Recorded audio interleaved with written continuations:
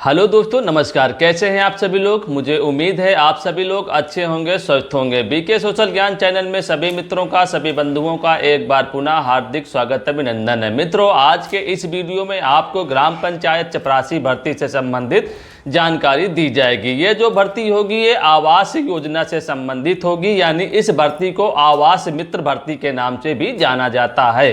दोस्तों, इस भर्ती से संबंधित पूरी A to Z जानकारी दी जाएगी। कितनी सैलरी मिलेगी, आवेदन प्रक्रिया को क्या होगी, कागजात कौन से लगेगी और पात्रता योग्यता क्या रहेगी, A to Z जानकारी दोस्तों दी जाएगी। अगर आप हमारे चैनल में पहली बार जुड़े हैं तो मेरी ये छोटी सी रिक्वेस्ट रहती है, चैनल को सब्सक्राइब अवश्य कर लीजिए और जो बेल आइकन है, घंटी का निशान है, बटन है, उसको जरूर दबा दीजिए, जिससे कि आपको जो भी नई जानकारी हो सबसे पहले आपके पास नोटिफिकेशन पहुंच जाए और आपको जानकारी हो जाए। दोस्तों, स्टेप बाय स्टेप संपूर्ण जानकारी आपको देते हैं।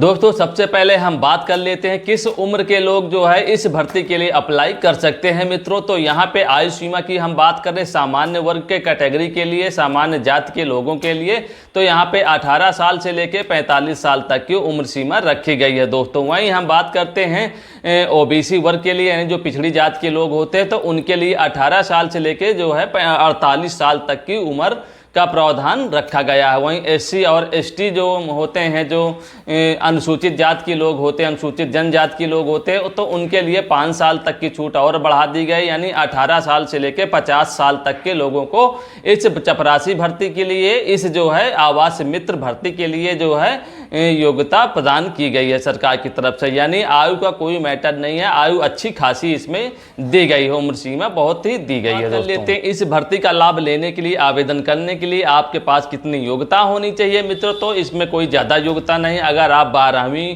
पास है तो भी इस भर्ती के लिए अप्लाई कर सकते हैं। अब दोस्तों, हम बात करते हैं कि इस भर्ती का लाभ लेने के लिए आपके पास कौन कौन से डॉक्यूमेंट्स होना चाहिए। तो दोस्तों, आपके पास सर्वप्रथम आधार कार्ड होना चाहिए, निवास प्रमाण पत्र होना चाहिए, जाति प्रमाण पत्र होना चाहिए, आय प्रमाण पत्र होना चाहिए। दोस्तों, आपके पास बैंक खाता होना चाहिए दोस्तों, और आपके पास जिस भी कक्षा में आप पढ़े हों, जितनी भी योग्यता हो, उसका सर्टिफिकेट होना चाहिए। यानी 12वीं में है, ग्रेजुएशन, पोस्ट ग्रेजुएशन, तो उसकी मार्कशीट लगेगी। दोस्तों, अगर आपके पास अन्य कोई डिप्लोमा, ITI या और कोई अन्य डिप्लोमा है तो उसको भी लगा सकते हैं, क्योंकि दोस्तों ये जो भर्ती होने वाली है इसमें किसी प्रकार का कोई एग्जाम नहीं होगा। यह सेम GDS की तरह होगी, जैसे जो ग्रामीण डाक सेवक की भर्ती होती है उसी पैटर्न पर यह भर्ती आयोजित की जा रही है। दोस्तों, कोई एग्जाम नहीं होगा, इसमें सिर्फ मेरिट के अनुसार जो है इस भर्ती के लिए जो है सारी कार्य योजना गवर्नमेंट ने बनाई है, इसमें मेरिट के हिसाब से भर्ती होगी। मित्रों, दोस्तों अब आपको जानकारी दे दें कि इस भर्ती का जो है चयन का आधार क्या होगा। तो दोस्तों, उसकी जानकारी आप इसको कागज पेन लेके नोट भी कर सकते हैं। अगर आप 12वीं हैं तो वहां से 65 नंबर लिए जाएंगे दोस्तों। अगर आपके पास ITI